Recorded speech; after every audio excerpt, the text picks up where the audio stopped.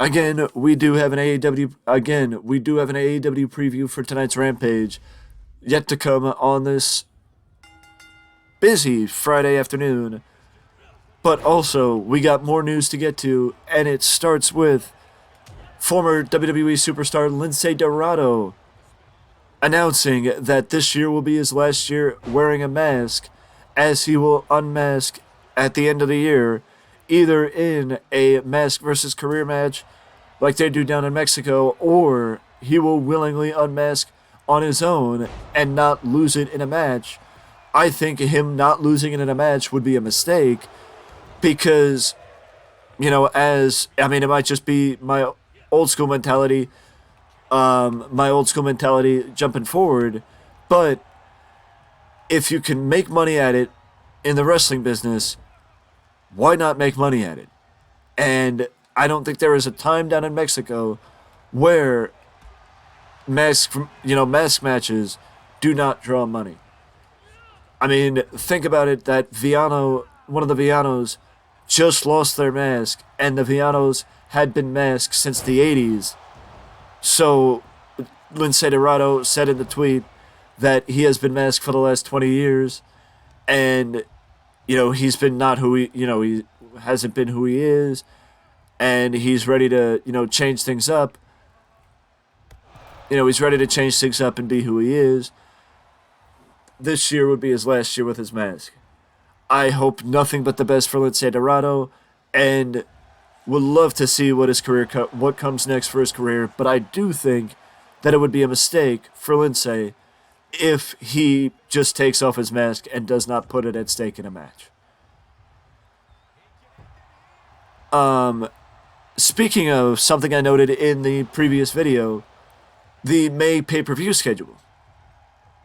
For the better part of the last few news videos, I've mentioned the idea of Crown Jewel taking place in May, but apparently Crown Jewel will not be taking place in May, as the May pay-per-view schedule has been announced, and the May pay-per-view schedule is Backlash on, I believe, May 6th, and Queen and King of the Ring will be returning to the WWE pay-per-view calendar on Memorial Day weekend, specifically May 27th, which has been, over the last couple of years, an AEW specific night for pay-per-views, specifically Double or Nothing.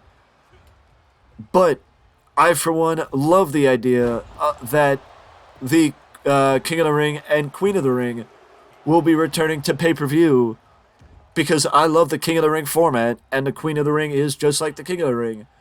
So I love the fact that WWE is bringing back a glorious classic pay-per-view, and hopefully this is where it was during its peak, the King of the Ring, and not where it was when it was brought back and reconciled later on. And I'm not talking about when Booker T won it. I'm talking about when, I'm not even talking about when William Regal won it. I'm more talking about Sheamus, Wade Barrett, Baron Corbin, people like that. Booker T did amazing with it. It helped springboard Brock Lesnar. It helped springboard Edge, but, a lot of other people, it really did nothing for. So, it's been hit or miss over the years, but I would say the peak was probably the mid-1990s with Owen Hart, Triple H, and Steve Austin. After that, it really fell off, to be honest with you.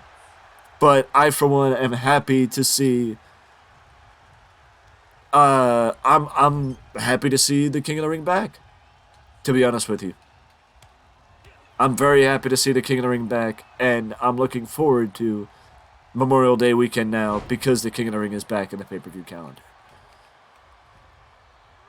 Speaking of somebody who may be in the King of the Ring, because he may be on the main roster at the time, Cameron Grimes, according to Dave Meltzer, is said to be done with NXT, and is just awaiting a call-up to the main roster, it is very likely that that call-up is not going to take place until after WrestleMania, because creative is probably not doing anything with Cameron Grimes right now because they are focused on WrestleMania, and unless Cameron Grimes is somehow going to be positioned into WrestleMania, which I highly doubt at this point that would happen.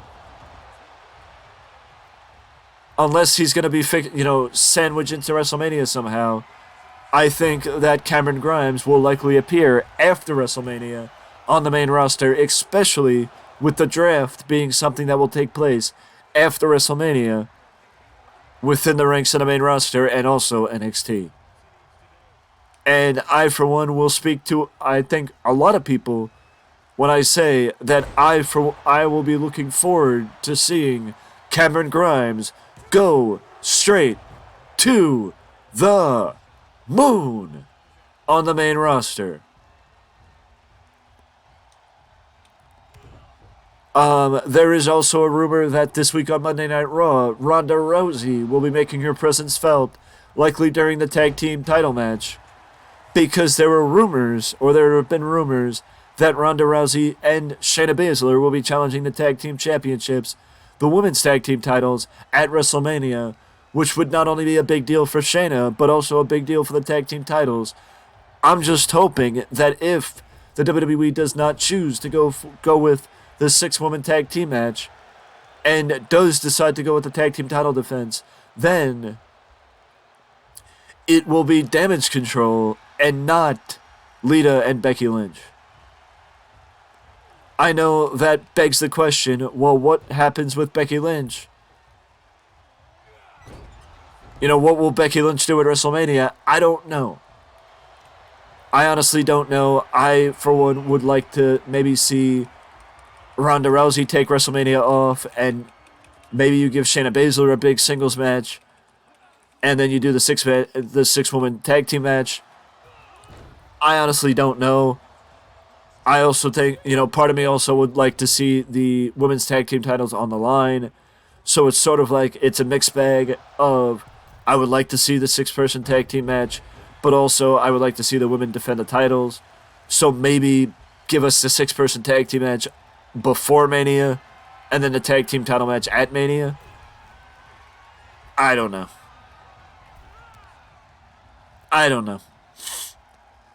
I'm a little torn because I would like to see both, to be honest with you. I mean, this is where I wish that everybody would have been 100% going into Elimination Chamber, because the initial plan for it was at Elimination Chamber and not at WrestleMania. But I guess that is something that we will see down the road. Now, to the bigger news of the night. I'm going to keep this basic because I think that if you want more specifics, I will direct you to Google and for you to find the information for yourself, because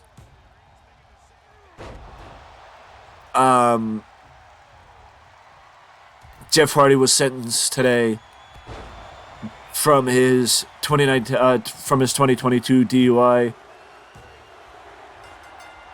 And I, for one, am happy that the court system is holding Jeff Hardy accountable.